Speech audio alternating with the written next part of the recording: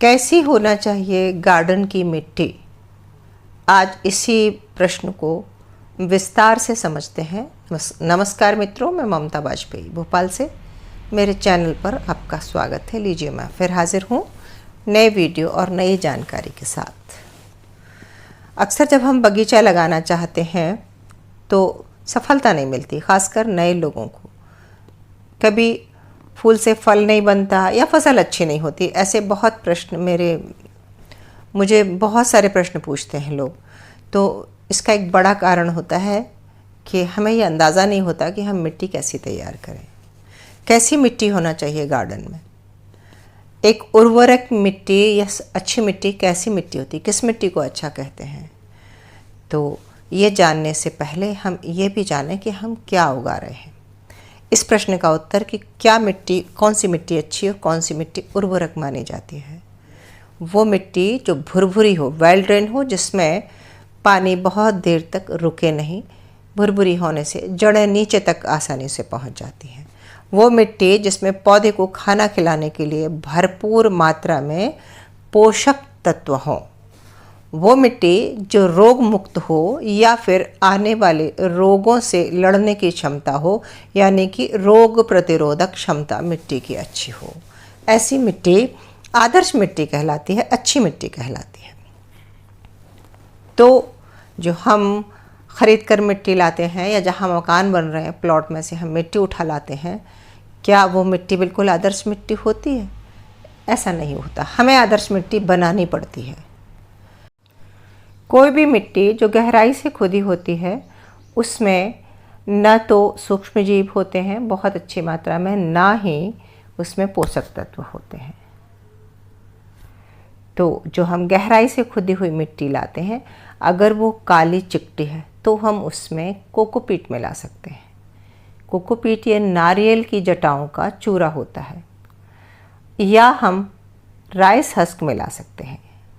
तो ये rice husk या कोकोपीट आपके पास जो उपलब्ध है, दोनों में से एक कोई मिला सकते हैं, दोनों भी मिला सकते हैं। और हम उसको पोषक तत्व बढ़ाने के लिए गोबर की खाद मिला सकते हैं। वर्मी कंपोस्ट भी वही है, बकरी की लेंडी की खाद है, सूखी पत्तियों की खाद है, किचन कंपोस्ट से जो हम खाद बनाते हैं। ये देखिए मेरी सूखी पत्तियों की खाद है, उससे पहले गोबर की आप देख रहे थे। तो जो चीज़ कभी जीवित थी या जो जानवरों और पशुओं पक्षियों का जो वो होता है, बीट होता है या गोबर होता है, वो सब न्यूट्रिशियस होता है। उसमें पोषक तत्व भी होते हैं और सूक्ष्म जीव भी होते हैं। तो अगर हम मिट्टी में ये गोबर और एक खाद मिलाते हैं तो मिट्टी उर्वरक हो जाती है। तो अब क्या क्या हमने मिला लिया मिट्टी में? अच्छी खाद मिला ली, धान की भूसी मिला ली, थोड़ी कोकोपीट मिला ली। और रोग न लगे इसके लिए हम नीम की खली या नीम के कुछ पत्ते, दोनों, थोड़ी नीम की खली भी चाहिए जो निबौली होती, जो जिससे तेल निकालते हैं। तो हमने पूरा इंतज़ाम कर लिया। अब अगर हम जंगल की बात करें कि जंगल में खूब सारे फलदार वृक्ष भी होते हैं और दूसरे वृक्ष भी, जंगली वृक्ष भी होते हैं, तो वहाँ तो वो लोग ऐसा कृत्रिम मिट्टी नहीं बनाते, अलग से मिट्टी नहीं बनाते। तो मिट्टी प्राकृतिक रूप से, नेचुरली खुद को बहुत फर्टाइल, बहुत उर्वरक बनाने की क्षमता रखती है।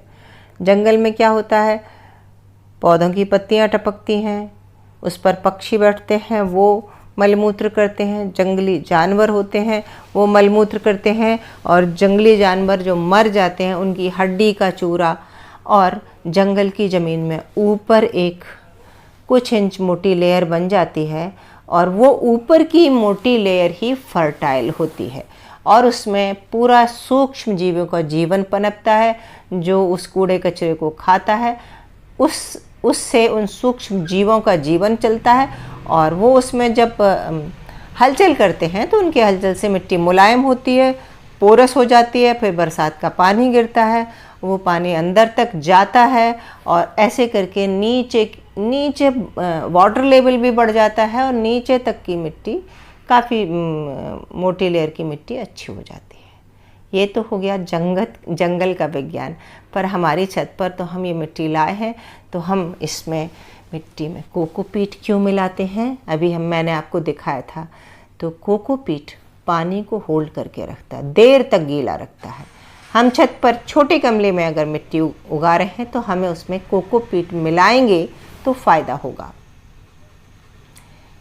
फिर हम धान की भूसी क्यों मिला रहे हैं? धान की भूसी पानी को होल्ड बिल्कुल नहीं करती, लेकिन धान की भूसी मिट्टी को बहुत भुरभुरा बना देती है, एयर पॉकेट्स बना देती है, तो नीचे तक ऑक्सीजन पहुंचती है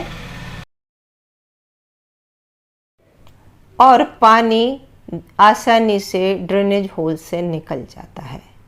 सावधानियां क्या रखें? कोकोपीट जब भी मिलाएं तो उसको ब्रिक की तरह आती है, उसको अच्छे से धो लेना चाहिए कोकोपीट को। और धान की भूसी को भी कुछ दिन मिला के अगर थोड़ा पानी छीट के ढक के रख देंगे तो वो सॉफ्ट हो जाएगी, तब वो बहुत अच्छे से काम करेगी। ये देखिए मैंने धान की भूसी रेत में मिला कर रखी है।